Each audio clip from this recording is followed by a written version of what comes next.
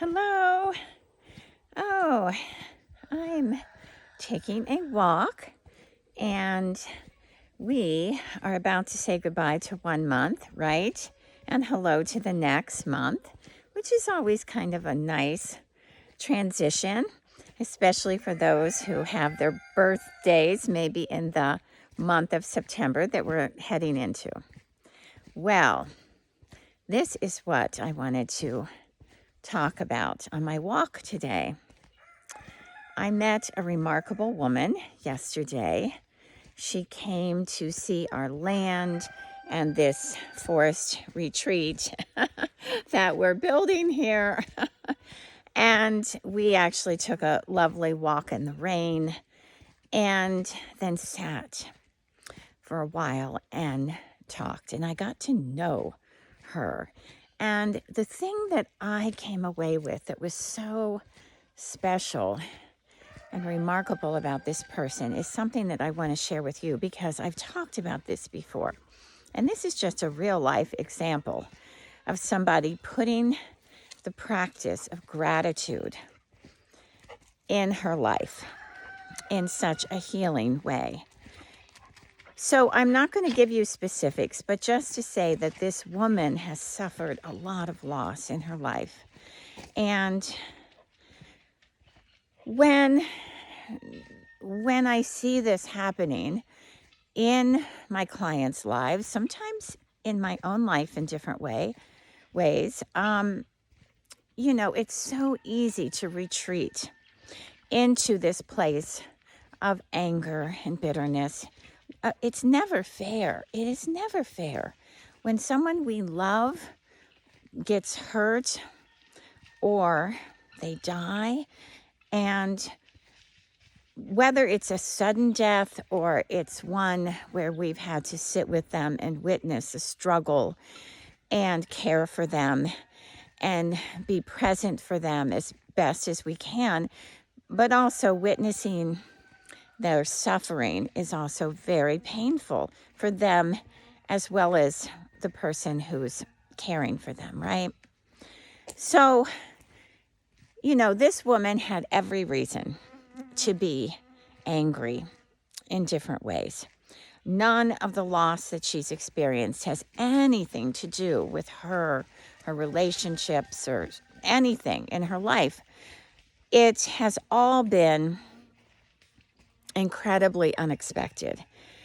And I know that I'm sharing this with you now because so many of the women that I work with and who write to me and certainly watch my videos, read my newsletters, all of that. I'm batting these gnats away, sorry. The stories are so painful. They're so painful. And so many women do get stuck, in that place of just enormous regret in their lives. All the why did this happen kind of questions, which there are no answers for, right? There's no answers.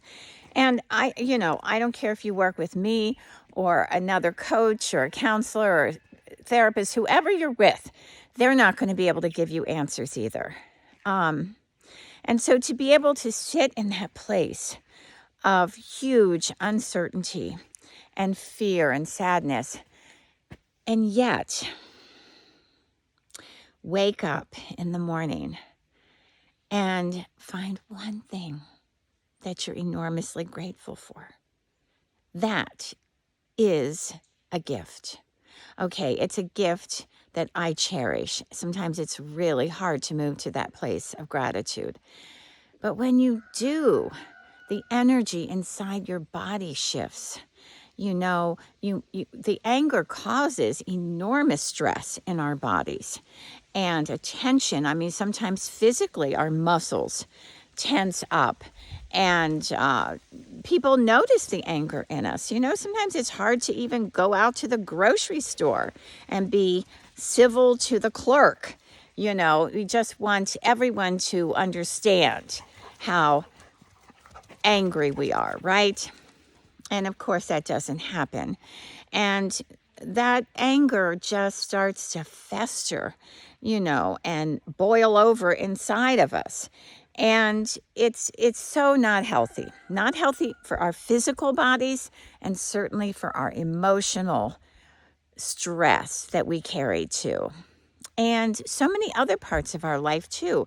We doubt the higher universe. If you belong to a particular religion or a faith, you might start doubting your faith and lose hope altogether in life.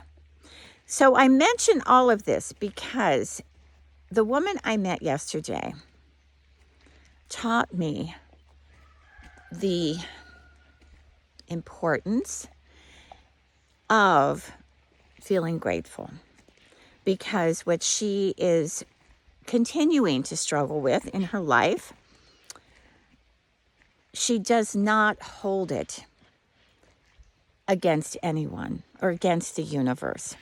She simply looks for those moments that she has cherished with the people that she's lost, with those who are suffering. She cherishes every memory, every current moment that she has with individuals. And that is the place that I want every woman that I have contact with, I want them all to reach that place. It does not happen easily at all. And we call it a practice of healing in our lives, because you've got to practice at it. You've got to practice at it. And the first time that you try to wake up and say, I am so grateful that I have a safe place to live. You may have lost your home that you raised your children in. You may have lost it through flooding or a natural disaster, or maybe it was stolen from you, or you went through a divorce, or you lost your husband. There are a million things, right? But let's say you have a comfortable, safe bed that you can sleep in. Even if you have to stay with somebody else. But you wake up and you just find a place of gratitude for that safe place you're in. Even in a world of uncertainty, where you might not know where you're going to sleep the next night, right?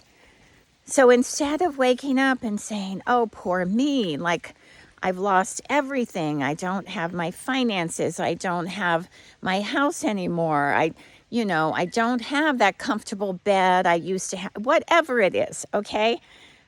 But to be able to reach deeply inside you and find that one thing that you can hang on to, that's important to you, and that you can express gratitude for. So it is a practice, and it doesn't come easily. And I recommend I wake up every day, the first thing I do is have a gratitude prayer. And then when I make my coffee, I go outside to this beautiful land, whether it's snowing or raining or storming, whatever it's doing. And I just look to the mountains, and I speak to those I lost that have helped me in my life feel centered and grounded and supported, even if they're not with me now. And I just look to the mountains and I remember them.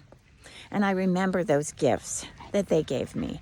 And I feel that gratitude. Okay, well, I'm going to sign off. There's a car coming towards me down the driveway.